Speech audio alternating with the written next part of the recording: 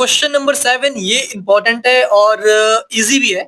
आपको गिवन है कि ए और बी दो इवेंट्स हैं और उसमें पी ऑफ ए 1/2 दे रखा है, probability of A union B की वैल्यू दे रखी है 3/5 और probability of B equal to P दे रखा है और आपको पी की वैल्यू फाइंड करनी है। इस पी की वैल्यू को आपको पता लगाना है कि है क्या ये।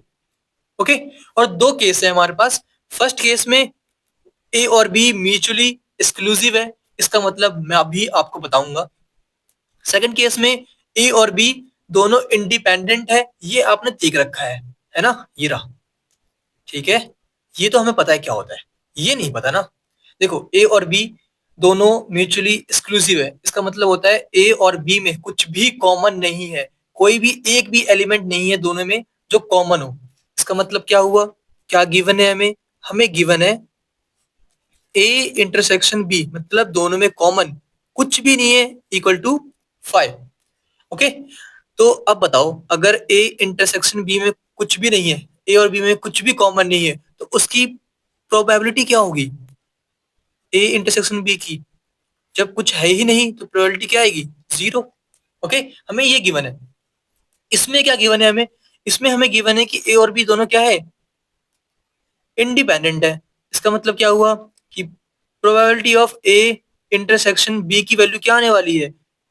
Probability of A into probability of B, है ना। इसको हमने यूज किया है, तो ये हमारे लिए कुछ नया नहीं था, ये भी नया नहीं था, बस हम भूल गए थे, अब हमें याद आ चुका है। अब इसके बाद क्या करना है हमें? हमें वैल्यू फाइंड करनी है इसकी, और दे रखा है ए यूनियन बी की प्रोबेबिलिटी, तो इसे यूज कर लो। ठीक है, ए यूनियन बी की प्रोबेबिलिटी इक्वल होता है ये प्लस ये माइनस ये। सब जानते हैं इस बात को, पिछले ही एक्सरसाइज में हमने इसे यूज किया था। तो हमें क्या पता है? Probability of A union B equal होता है P of A plus P of B minus P of A intersection B. अब सारी वैल्यूज इसमें पुट कर लो और आपको आंसर मिल जाएगा। इसकी वैल्यू क्या दे रखी है? 3/5, तो हमने पुट कर लिया। इक्वल टू इसकी वैल्यू क्या दे रखी है? 1/2, 1/2, तो पुट कर लो। इसकी वैल्यू क्या है? इसकी वैल्यू p है ना। Probability of b equal to p, तो प्लस का p आ गया इसमें, minus probability of a intersection b 0 है ना। हमने अभी फाइंड किया है जस्ट, तो 0 आ गया। तो p की वैल्यू क्या आने वाली है? p इक्वल टू में 3/5 माइनस प्लस का है, इधर ले आओ, तो माइनस का 1/2 आ जाएगा।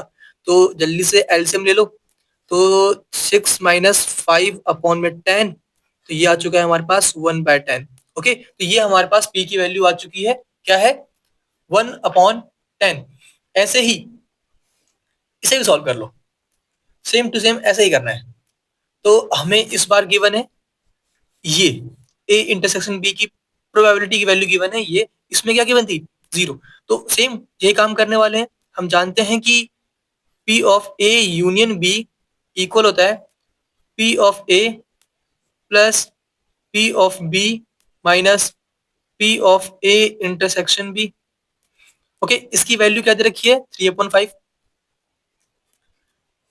इक्वल टू इसकी वैल्यू क्या है? 1/2 प्लस इसकी वैल्यू क्या है? P, और इसकी वैल्यू, इसकी तो पता ही नहीं है, लेकिन हमें ये पता है कि इसकी वैल्यू किसके इक्वल होता है? इसके इक्वल होती है ना, हमें पता है ना, तो इसे यूज कर लो। ठीक है, minus probability of A into probability of B.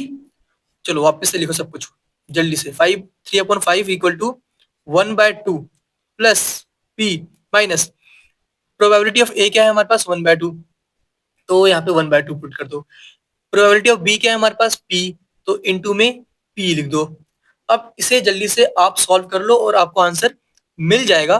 तो यहाँ पे क्या आ चुका है? 3/5 equal 1/2 plus p minus 1/2 p। क्या आएगा बताओ? p माइनस मतलब p/2, p माइनस p/2 क्या आएगा हमारे पास? p/2 आ जाएगा। ओके, 1/2 इधर ले आओ, तो हमें क्या मिलने वाला है? सेम यही मिलेगा, 3/2 माइनस 3/5 माइनस 1/2 जो कि 1/10 होता है, तो यहाँ पे 1/10 आ गया इक्वल टू में p/2। ओके, ये इस साइड लाके माइनस किया तो मुझे ये वैल्यू मिली, क्योंकि मैंने यहाँ पे माइनस किया था, मुझे ये वैल्यू ही मिली थी। तो मैंने यहाँ पे पुट कर दिया। तो p की वैल्यू क्या आ रही है हमारे पास, बताओ। तो इसको ऊपर ले जाओ, तो p इक्वल टू में 2/10 आ गया। 2 से ये कैंसिल हो रहा है, तो हमें क्या मिल रहा है, 1/5। ये हमारा आंसर आ चुका है। ओके, तो सिंपल सा क्वेश्चन था, ध्यान से देख लो इसे, बस इसे यूज किया है और इसमें हमने इसकी वैल्यू पुट करी है।